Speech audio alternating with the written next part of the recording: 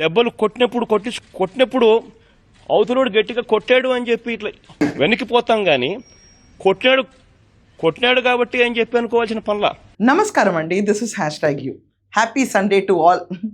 ఇక్కడ TVK party అధినేత విజయ్కి చాలా కష్టపడి, అంటే ఎక్కిన మెట్టు ఎక్కి దిగన మెట్టు దిగకుండా కష్టపడితే ఆయనకి 118 మ్యాజిక్ ఫిగర్ దక్కింది. పాపం ఆయన పార్టీ పెట్టిన వెంటనే గెలిచారు, సింగిల్ లార్జెస్ట్ పార్టీ కింద ఎమర్జ్ అయ్యారు. కానీ ఆ గెలుపుకు కారణం మా జగన్ అన్నయ్య అంది రోజా. ఆ దెబ్బకి ఆ రోజు అన్న మాట తర్వాత నుంచి స్టాలిన్ ప్రచారం చేసింది ధడేల్. స్టాలినే ఓడిపోయాడు. స్టాలిన్కి ఏం చేయాలో అర్థం కాలే ఒక్క నిమిషం. తమిళనాడులో ఇప్పటిదాకా తెలుగు లేడీ దిష్టి బొమ్మను తగలబెట్టింది వాళ్ళ ఎన్నికల కోసం ఈవిడిదే. ఏంటని ఒకసారి వేయండి ఇక్కడ.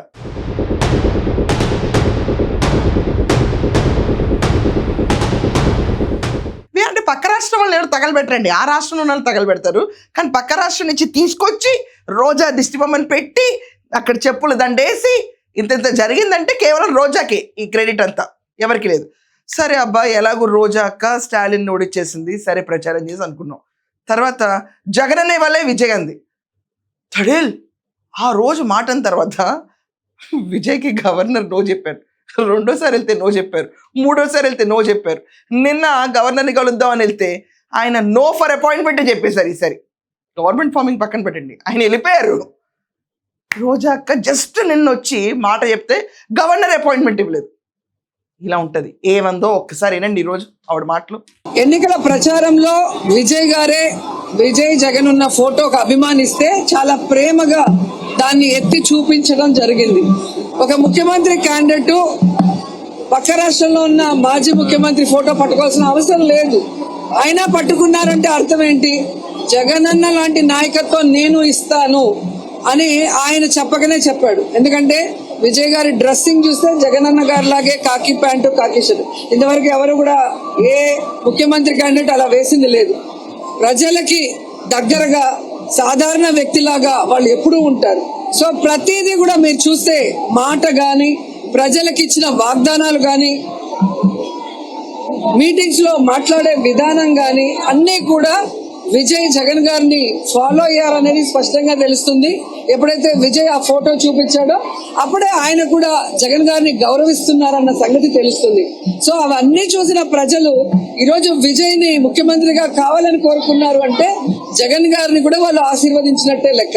ఎందుకంటే దేశంలో ఏ రాష్ట్రంలో ఏ ముఖ్యమంత్రి కూడా 5 సంవత్సరాలలో తను ఇచ్చిన వాగ్దానాన్ని 99% పూర్తి చేసిన.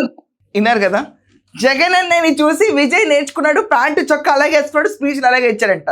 యాక్చువల్లీ రోజక్క జగన్ అన్ని స్పీచ్లు ఉండవు. ఎయిటర్ ఒకసారి ఇక్కడ ఏంటి చిన్న దగ్గరకు వచ్చే అని చెప్పింది. ఒక పెంగ్విన్ అప్పుడు తెగ హిట్ అయింది. పెంగ్విన్ వదిలేండి, జగన్మోహన్ రెడ్డి ఎలా మాట్లాడతాడు వేయండి కొన్ని. ఏంటి ఇవన్నీ జమోరే ఆణిముచ్చాలు.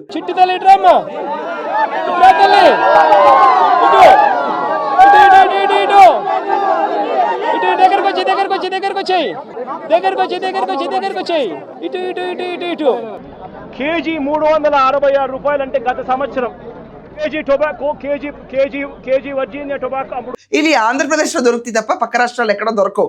ఈ ఆణిముచ్చాలు ఏ పొలిటీషియన్ ట్రై చేయడు రోజక్క. And అభిమానించిన photo పట్టుకునేటప్పటికి గెలిచేశాడా?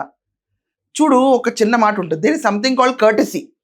కర్టసీ అన్నది ఒకటి ఉంటుంది. ఏంటంటే ఎవరైనా తీసుకొచ్చి ఆయన అక్కడ ఫోటోలో టీవీకే విజయ్ లేకుండా ఉట్టి జగన్మోహన్ రెడ్డి ఫోటో ఉంటే ఆయన పట్టుకునేవాడు కూడా కాదు. ఆయన ఫోటో ఉంది కాబట్టి ఆయన ఫోటోకి ఆయన వాల్యూ ఇవ్వాలి కాబట్టి పట్టుకున్నాడు. అంతే, కేల్కతం. ఆ రోజు వచ్చి చెప్పావు, ఈ రోజు వచ్చి చెప్పావు.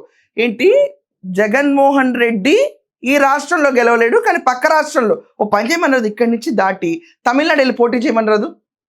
దోలు తీరిపోద్ది అందరికి. ఇక్కడ కూడా ఈ 11 సంఖ్యాబలాలు ఈ గోళ ఏం లేకుండా ఇక్కడ కాంగ్రెస్ పార్టీ వచ్చేస్తుంది, మాకు అపోజిషన్లో హ్యాపీగా ఉంటాము.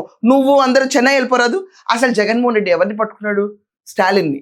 స్టాలిన్ ఏమయ్యాడు? హుష్ అటాక్ అయ్యాడు. నువ్వెళ్ళి ఏం చేసావు? ప్రచారం చేసావు. ఏమయ్యాడు? సీఎంఏ ఓడిపోయాడు అక్కడ, సీఎం క్యాండిడేటే. దాని తర్వాత ఏమైంది? ప్రభుత్వం ఫామ్ అయింది. విజయ్ వెళ్ళి క్లీన్గా అన్ని రాష్ట్రాల్లో జరిగినట్టు ప్రమాణ స్వీకారం చేశాడా? లేదు. ఎందుకంటే నువ్వు ఇక్కడ జగన్ని చూసి అక్కడ విజయ్ ఇన్స్పైర్ అయిపోయి సీఎం అయిపోయాడు ఫోటో వల్లే అన్నావు. హుష్ పడాక్ అయింది. 3 సార్లు ఎక్కి దిగినా నో అన్నారు. గవర్నర్ అపాయింట్మెంట్కే నో అన్నాడు, మ్యాజిక్ ఫిగర్ వచ్చినా కూడా.